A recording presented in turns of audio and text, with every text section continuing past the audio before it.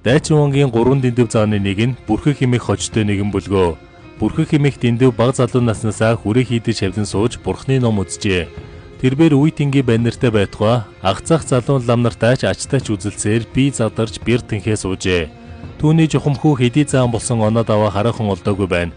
Гэсэн ч тэрбээр даншгийн заан цолыг бардаагаар авч чадах хүч бэр төгс алдарцуутай бүх байсныг түүх олон талаар гэрчлэнэ. Дэндүү лагстон биетэй нүд муутай харалган хүн байв. Бүгчүүд дэндвийг нүд муутайг далимдуулан гүйж хуурч хаяхыг оролддог. Өрсөлдөгч нь түүний хэрэг огцом чочмог барьж авбал их бэр хүчээр хаашин чамаагүй ширүүж гуйддаг бүх байжээ.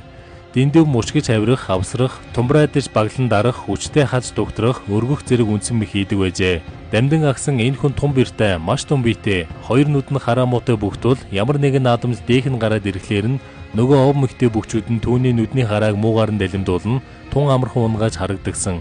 Бас ч зарим нэгэн түүнд орох гэж мөгнөж яваад хоёр гарт нь баригдан аль муугаар унаж байгаа ч хаяа үзэгдэг байсан билээ хэмээн дурсан бичжээ.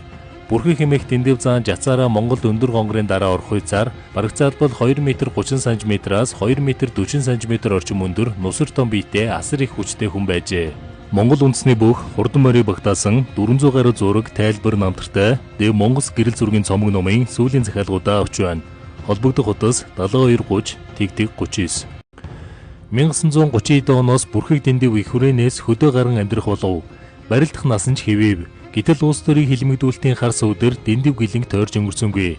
Тэрбээр арай л цаад сонссонгүй олон жилийн ял заагдаж одоогийн зүүн хараагийн хорих ангид ял эдэлжээ.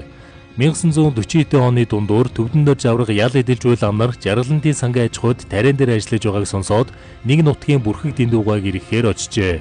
Тэгтэл тэрбээр том тааран шуудатай будааг ZS5 машины твшдээр суугаагаараа шидэж өгч байна гин. Авраг дэндүүгаатай золгоод авчирсан мах борцгоо солих хувцастай өгч энэ тэрийг хуучлаад босохдоо нэг шуудаа будааг шигшин хөдлөгвөл хэрэггүйдээ өмнө их наадамд өгсөн үед бүх хүн хүнд хүчээр юмар оролдох тусгүй байдаг юм. Гэхдээ аврах та над шиг харьсан хөвгшин биш хад чулуу хаг атгах насандаа яваа залуу шүү дээ. Тэглээч гэсэн игзэгтэй мөчөд бүх хүн эмзэхэн байдаг юм шүү дээ гэжээ. Төвдөн дөрж аврах хожимын тухай хуучлаад тэр том шуудаатай будааг бие лав суугаагаараа чулуудаж амжихгүй. Харин өргөө тавьж баруулал дээд нь тэр хэмээн ярьж байжээ.